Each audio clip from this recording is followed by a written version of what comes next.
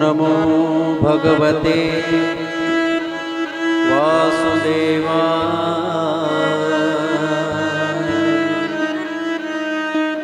ॐ नमो भगवते वासुदेवाय।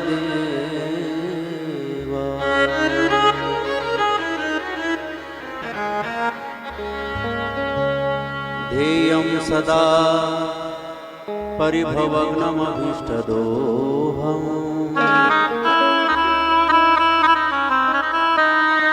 तीर्थास्पदं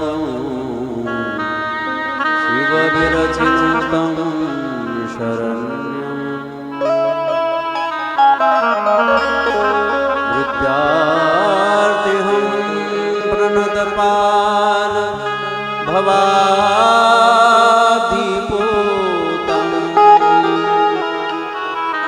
वन्दे महापुरुषते चरणारविन्दम्।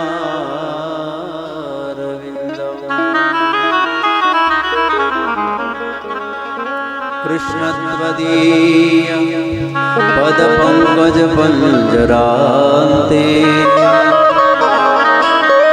अद्यैव मे विशतु मानसराजः। प्राणप्रयाणसमये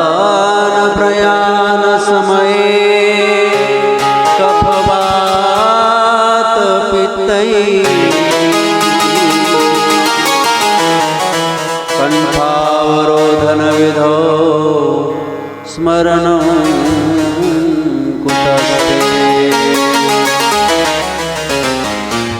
कृष्णाय वासुदेवाय हरये परमात्मने प्रणतक्लेशनाशाय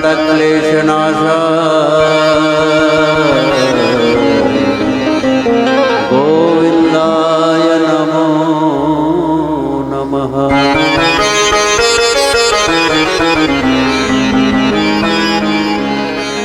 ॐ श्री विभूषितकरावलीरदाभा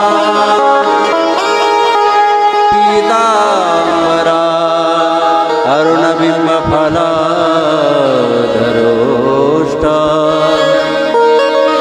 पूर्णेन्दुसुन्दरमुखात् अरविन्दनेत्रा कृष्णात्परं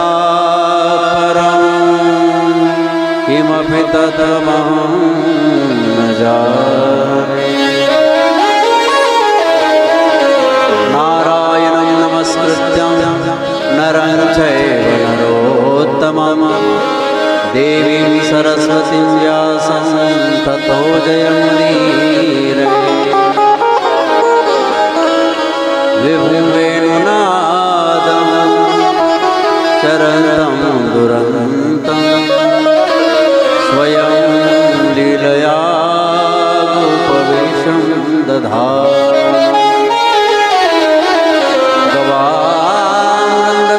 गवानन्दकानन्दनं चारुहासं परब्रह्मजनं भजे पाण्डुरङ्गम्। सद्गुरुं सच्चिदानन्दं केवलं करुणाकरं ज्ञानयोगेश्वरो वन्दे ज्ञानदेवं पुनः पुनः। तुकाः तुकावा परब्रह्मरूपी तुकीता तुका पावला सस्वरूपी। तुका स्वामी हे नाम वाचेसि गाता बहु सानिला पावला महाता।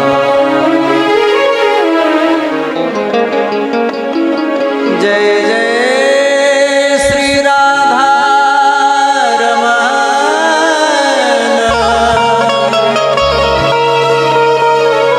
जय जय नवल किशोर।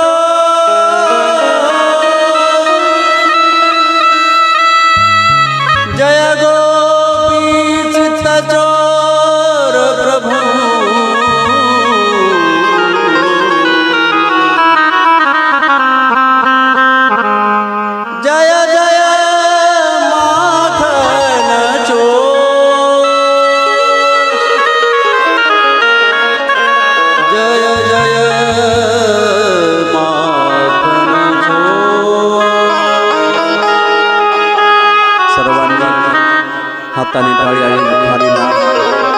अगदी 2 मिनिटं सर्वांनी माझ्या मागे भजन करायचंय. लगेच आपण कथेला आरंभ करू. राधे राधे गोविंद गोविंद राधे. राधे राधे गोविंद गोविंद राधे. राधे राधे गोविंद गोविंद राधे. राधे राधे गोविंद गोविंद राधे.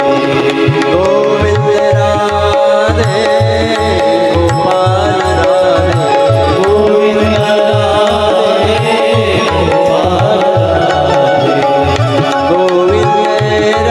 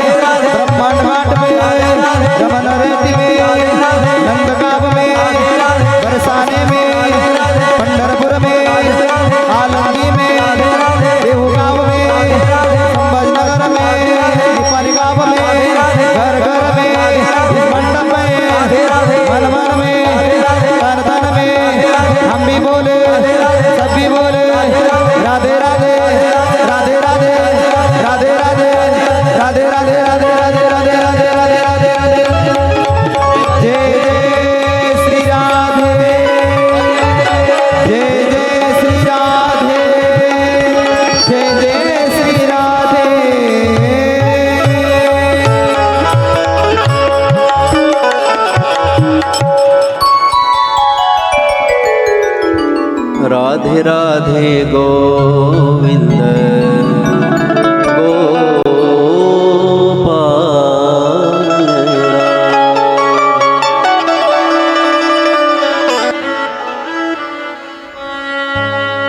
परात्परकुलेश्वर करुणानिधान भक्तवत्सल भक्त करुणाघन तडुती पीतांबरधारी जगद्गुरु भगवान श्रीकृष्ण. भगवान कृष्णाचं चरित्र ज्या ग्रंथाने गायलं, व्यासांची समाधी भाषा असणारा हा श्रीमद भागवत ग्रंथ, पंचम वेद असणारा हा श्रीमद भागवत ग्रंथ अज्ञानी जीवांच्या उद्धारासाठी निर्माण झालेला हा श्रीमद भागवत ग्रंथ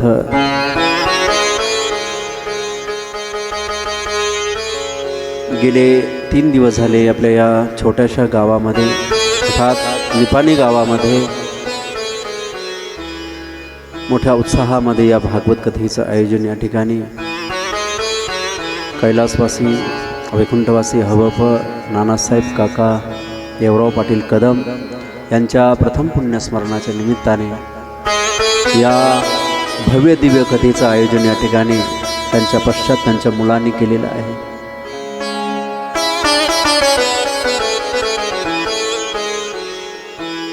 आपण गेल्यानंतर आपल्या पश्चात आपल्या मुलांनी मोठा कार्यक्रम करावा. आपण गेल्यानंतर आपण दिलेले संस्कार हे जगाला या कृतीतून दाखवावे, म्हणून हा खऱ्या अर्थाने वडिलांच्या पुढच्या गतीला सहयोग असणारा हा कार्यक्रम आहे. वडिलांची पुढची गती जी काही आपण म्हणतो सद्गती की दुर्गती, ती केलेल्या व्यक्तीच्या कर्मावर असते. पण हे जे कर्म असतात ना, सांगू का, शास्त्रामध्ये विधान आलंय की कर्मकांडाने माणसाची,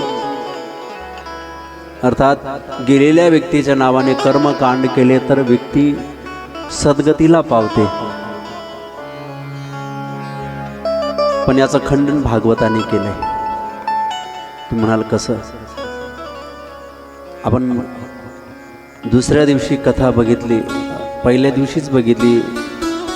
गोकर्ण महाराजांनी धुंदुकारीला, तो गेल्यानंतर पिशाची योनीत गेल्यानंतर त्याच्या सद्गतीसाठी गया नावाच्या तीर्थक्षेत्री पिंडदान केलं होतं.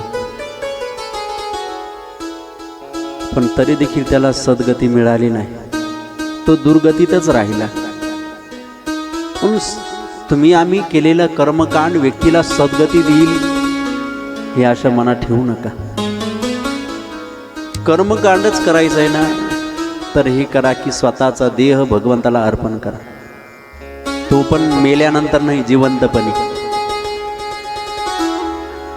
तुकोबाराय म्हणतात ना, पिंड पदावरी दिला आपुले करी, माझे झाले गयावर फिटले पितरांचे ऋण.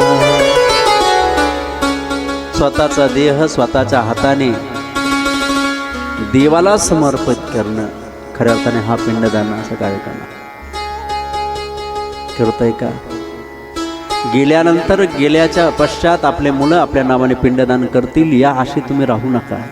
संत सावध करतात नाही का? अहो कलियुगामध्ये असा कर्मकांडाविषयी आता अलीकडे असं आलंय, अलीकडे आम्हाला फोन येतो, महाराज तुमची तारीख पाहिजे होती. म्हणलं कशाला? म्हणजे 10व्याला. ना 10व्याला? हा, तुमचं कीर्तन ठेवायचं होतं. म्हणलं ठेवा, पण महाराज आम्ही नोकरीवाले माणसं, तेव्हा तुम्ही तुमचं जे काही साहित्य आहे ते बरोबरच घेऊन या. कीर्तनाचा प्रवचनाचा का? नाही नाही नाही, कर्मकांडाचा देखील बरोबर घेऊन या, ब्राह्मणालाही बरोबर घेऊन या. म्हटलं बरं. आणि कीर्तन झाल्यानंतर आम्हाला नोकरीला जावं लागतं ना. दुसऱ्या दिवशी जर नोकरीला जायचं असेल तर ती टकली करून नोकरीला जाणं चांगलं नाही. टकली ही तुम्हीच करा, त्याचे काय पैसे होतील ते आम्ही.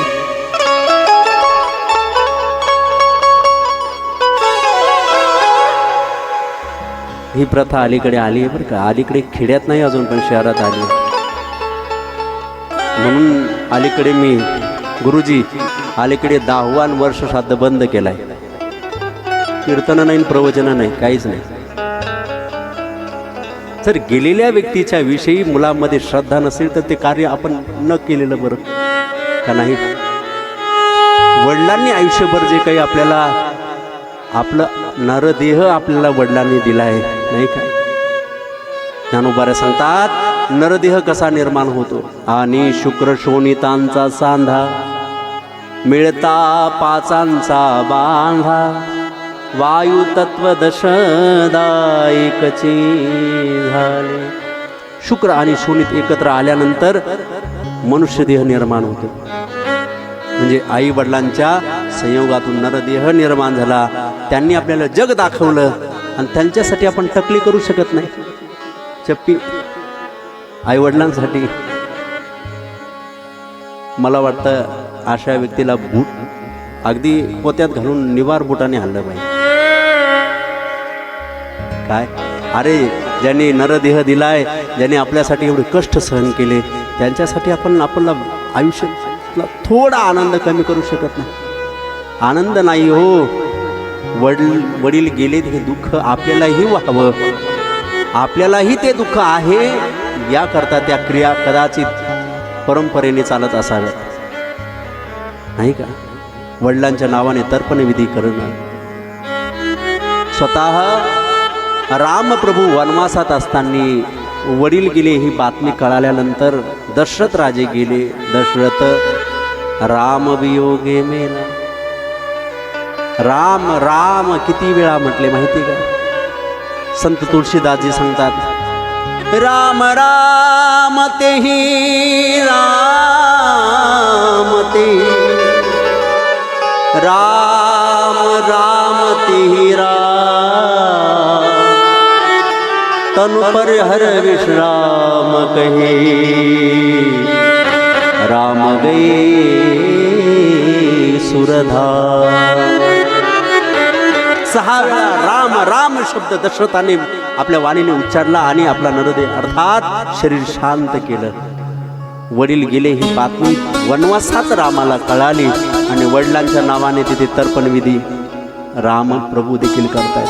कोण आहे तो? हे जगाचा बाप आहे, पण त्याचाही बाप गेल्यानंतर ते तर्पणविधी करतात. आपणही केलं पाहिजे.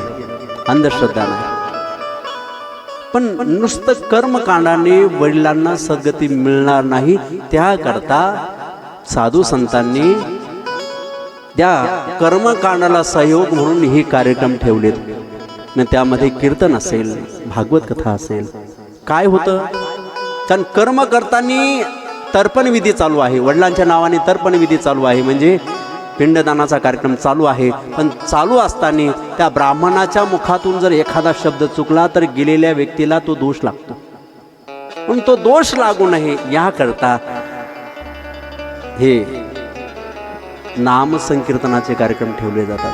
कारण भगवंताचं नामच असं आहे ते अमंगलाला देखील मंगल करतं.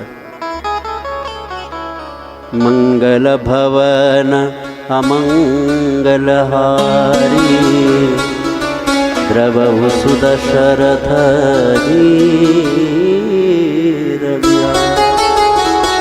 तुकोबारे सांगतात सकल मंगल निधी श्री विठ्ठलाचे नाम आधी. सगळ्यात अगोदर विठ्ठलाचं नाम घ्या का, कारण ते नाम अमंगलाला देखील मंगल करणार आहे.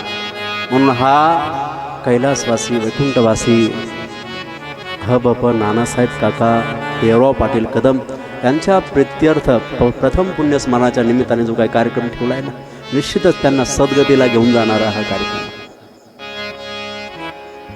पण याकरता आपण दिलेले संस्कार, संततीला जे काही चांगले संस्कार दिले तरच हे कार्यक्रम होऊ शकतात. मी पाहतोय महाराज, आम्ही अनेक ठिकाणी जातो, पण हरिभक्तपरायण जे काही नानासाहेब काकांचे चिरंजीव आहेत, तुळशीराम भाऊ आणि शिवाजी भाऊ, अर्थात हे दोन चिरंजीव मी पाहतोय महाराज.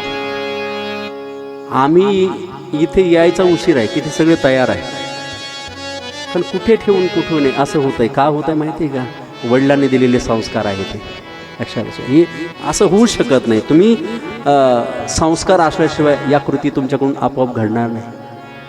त्यांनी सांगितले, साधू संत येती घरा, तोची दिवाळी दसरा.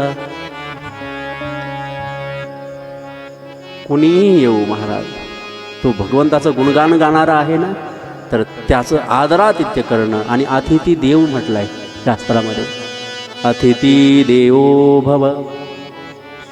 अतिथी देव आहे, आणि अतिथीचं जर स्वागत यथोचित झालं नाही आणि अतिथी जर तसाच परत गेला, तर आपण आयुष्यात कमवलेलं सर्व घेऊन जातो. म्हणजे धन घेत नाही, तुमचं धन वगैरे घेऊन जात नाही, मग काय घेऊन जातो? तुम्ही आयुष्यात जेवढ्या पंक्ती दिल्या, जेवढं काही चांगलं कार्य केलं, सत्कार्य केलं, त्या सत्कार्याचं पुण्य घेऊन जातो तो. कोण? अतिथी. म्हणून अतिथीचं पूजन करायचं. आणि अतिथी त्याला म्हणतात जो तिथी पाहून येत नाही. अतिथी, ज्याची येण्याची तिथी ठरलेली नसते, पण तो आल्यानंतर त्याचं स्वागत निश्चित व्हावं. का? ज्ञानोबा सांगतात, अपमानिली अतिथी ने सुकृताची संपत्ती. सुकृत चांगलं केलेलं जे काही कर्म आहे, पुण्य कर्म आहे, ते सर्व त्या कर्माचं फळ तो एकटा घेऊन जातो. म्हणून माणसाने, पूर्वीच्या काळी लोक जर एखादा वाटसरू आला, अतिथी आला, तर त्याला पहिल्यांदा त्याचं आलेला थकवा जावा म्हणून पाणी आणि गुळ दिलं जायचं. विचारलं जायचं नाही कुठून आले काय आले, ते नंतर. पहिले सत्कार. आल्यापासून पाहतो दररोज महाराज इथे येईपर्यंत फुलं टाकणं आहे. आणि हे नियोजन आताचं नाही बरं का. वडिलांचं श्राद्ध हे आता 2 महिन्यावर राहिलं, 3 महिन्यावर राहिलं नाही, 6 महिन्यावर राहिलं. म्हणून महाराज 6 महिने अगोदर तयारी आहे. झेंडूची फुलं विकत आणलेली नाहीत, हे सांगायचंय मला.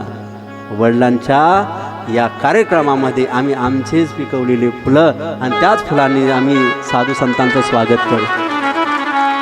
एवढं पुढचं ध्येय ठेवणारे मुलं आहेत, लक्षात घ्या.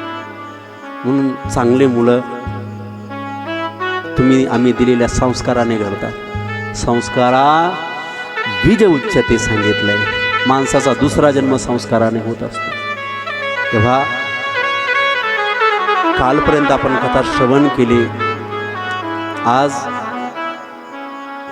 कथेसाठी सर्व गुणीजन मंडळी तर आहेतच. तुमचे हरिभक्तपरायण भागवत भास्कर, युवा कीर्तनकार नवनाथ महाराज जाधव आहेत. उत्कृष्ट सिंतवादक आणि उत्कृष्ट गायक, संगीत विशारद, संगीत अलंकार अरुण महाराज आहेत.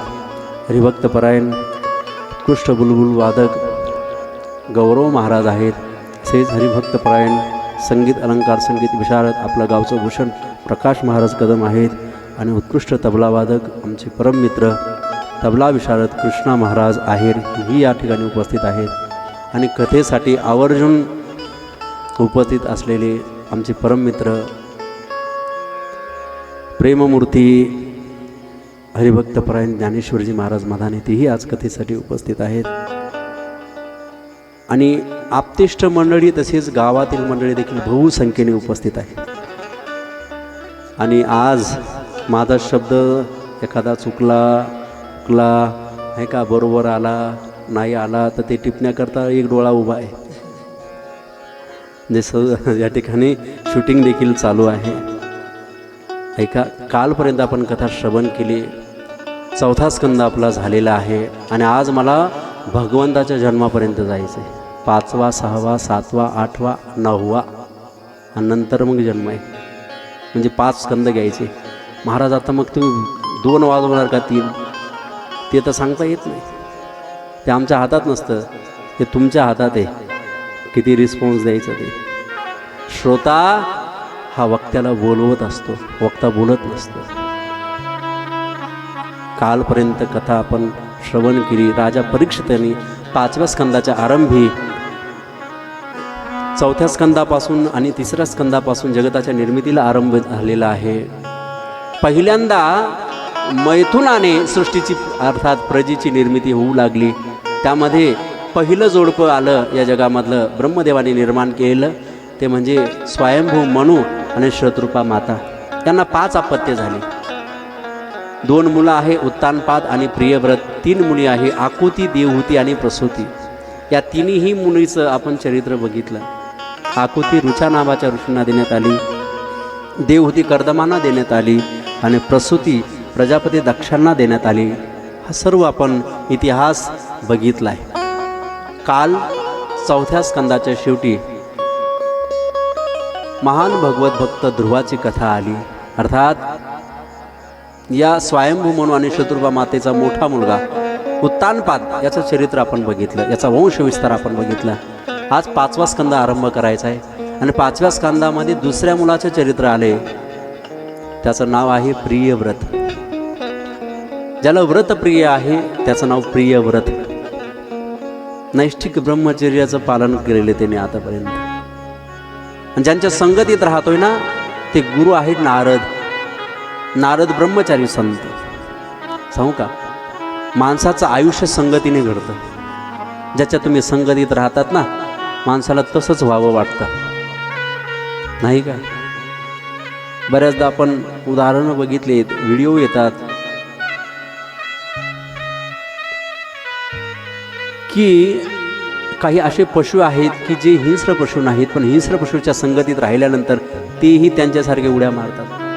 अहो, गाईचं वासरू आणि घोड्यांच्या छोट्या छोट्या बछड्याबरोबर राहते, झालं काय, तेही त्यांच्यासारखं उड्या मारते. व्हिडिओ बघा म्हणजे कळेल.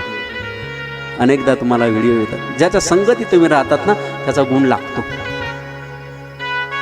म्हणजे ढवळ्या शेजारी पवळा बांधला, वाण नाही पण येतोच येतोच. तुम्ही किती काही म्हणा, संगतीचा परिणाम आहे. माणसांची जीवन घडतं संगतीने आणि बिघडतं संगतीने.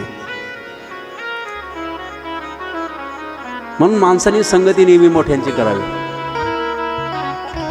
तुकोबाराय तर सांगतात, उत्थान पतन संगाचा महिमा.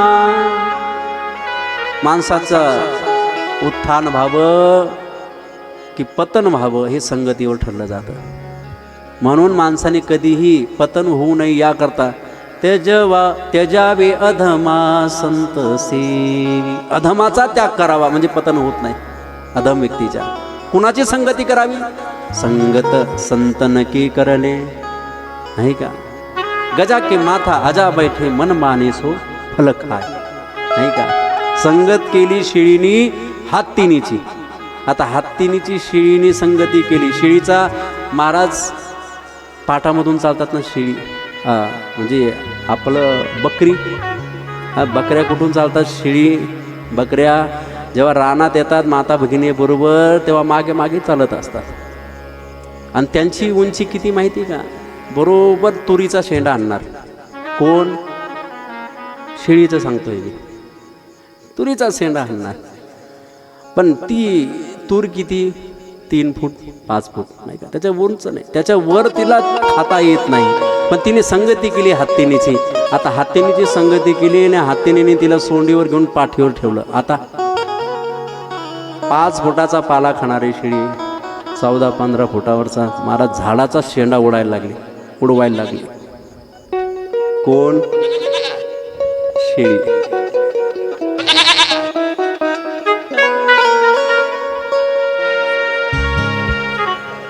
म्हणून माणसाची संगतीवर माणसाचं जीवन अवलंबून आहे, नाही का? म्हणून संत सांगतात, संतन के संग लाग रे तेरी अच्छी बनेगी. कावळ्याने संगती कागा से तो हे. कावळ्याला देखील महाराज त्याचा गुण घालवता येत नाही. कागा से तो हे. पण संत संगती अशी आहे, हंस करावे कावळ्याचं देखील परिवर्तन करण्याचं सामर्थ्य संत संगतीमध्ये. कुणाकुणाचं या ठिकाणी संगतीने भलं झालं. ध्रुवजी की बन गई, प्रल्हादजी की बन गई. ध्रुवाचं कल्याण झालं नारदाच्या संगतीत आल्यामुळे. तसं हा प्रियव्रत नारदांच्या संगतीत आला. वडिलांनी आदेश दिलाय, म्हणजे स्वयंभू मनूच्या वडिलांनी म्हणजे ब्रह्मदेवाने आदेश दिलाय स्वयंभू मनूला की तुम्ही प्रजेचा विस्तार करा. पण हा मुलगा आश्रमात जाऊन राहतोय. आता ज्याच्या संगतीत राहिला त्याचं नाही का. आम्ही गुरुवर्य वैकुंठवासी, आमचे गुरुवर्य स्वामीजी भिंगारे बाबा नाही का, बाबांच्या संगतीत राहिलो. बाबा ब्रह्मचारी, कळतंय का. आणि त्यांनी मला पाठवलं ज्यांच्याकडे ते संतही ब्रह्मचारी, न्यायाचार्य, महाराष्ट्राला माहिती आहे नाव, न्यायाचार्य डॉक्टर नामदेवजी महाराज शास्त्री नाही का. शास्त्री बाबांकडे आम्ही गेलो, ते ब्रह्मचारी. इकडचे 4-5 वर्ष आणि तिथले 20 वर्ष आता झालेत. 24 वर्ष झाले बघा परमार्थात येऊन. किती सध्या 36 चालू आहे. 24 सध्या 36 म्हणजे 12च वर्ष वाया गेलं म्हणा. वायाने नाकळतेपणात गेलं. आता 24 वर्ष संतांच्या संगतीत चाललंय. परिणाम ज्यांच्या संगतीत आम्ही राहतोय, पहिले बाबा ब्रह्मचारी, आता शास्त्रीजी ब्रह्मचारी. त्याच्यामुळे वैराग्य आपोआप ते धारण करावं लागत नाही. ज्याच्या संगतीत राहतात ते आपोआप येतं. आणि वैराग्य उत्पन्न हे महाराज विषयाचा त्याग करून होत नाही, मनाने विषयाचा त्याग करून होतो. नुसतं विषयाचा बोलून होत नाही, मनाने त्याग करून. आणि हे घडलं संतांच्या संगतीमध्ये. आज हा प्रियव्रत नारदाच्या संगतीत राहतोय. त्यांनी ठरवलं लग्न करायचं. मी सांगितलं ज्याच्या संगतीत राहतो त्याचा, नारदांचं लग्न झालं नाही ते म्हणजे मी तसंच राहणार. अहो स्वयंभू मनू आले, म्हणले अरे बाबा आता किती दिवस आश्रमात राहणार, चल घरी. 2 हाताचे 4 हात करू. ते म्हणले जमणार नाही का. मी ज्यांच्या संगतीत राहतोय त्यांच्यामुळे मला कळालंय की संसारात पडणं म्हणजे मायेला आपल्या जवळ करणं आहे. आणि एकदा का मायेत मनुष्य पडला, मायेत गुंतला की त्याला सुटता येत नाही. हे मायाजाळ असं आहे. नेटवर्क, मायाजाळाचं नेटवर्क फार मोठं आहे. ते बांधतच जातं माणसाला. आणि माणूस इतका गुंतो की त्यातून निघायचा सुटकेचा काही करीतो उपाव. जेवढा उपाय करू तेवढा आधी गोवला जातो मनुष्य. कुणामध्ये? मायाजाळामध्ये. म्हणून मी लग्न करणार नाही बाबा. वडील आलेत स्वयंभू म्हणून, अरे बाबा ब्रह्मदेवाने मला प्रजेची निर्मितीसाठी निर्माण केले आणि तू लग्न करायचं नाही म्हणतो. शेवटी ब्रह्मदेवाला पाचारण केलं. ब्रह्मदेव आले आणि ब्रह्मदेवाने महाराज त्या प्रियव्रताला सांगितलं, प्रियव्रता अरे नारदांच्याकडे आज स्वतः नारदांचे वडील ब्रह्मदेव आलेले आहेत. आणि ब्रह्मदेवाला पाहिल्यानंतर नमस्कार केला, स्वतः आसन बसायला दिलं आणि आदरातिथ्य नारदांनी केलं. प्रियव्रत बरोबर होता. आणि मग प्रियव्रताकडे पाहून महाराज स्मित हास्य केलं ब्रह्मदेवाने आणि सांगितलं तुमच्या वडिलांची इच्छा आहे तेव्हा तुम्ही संसार स्वीकारा.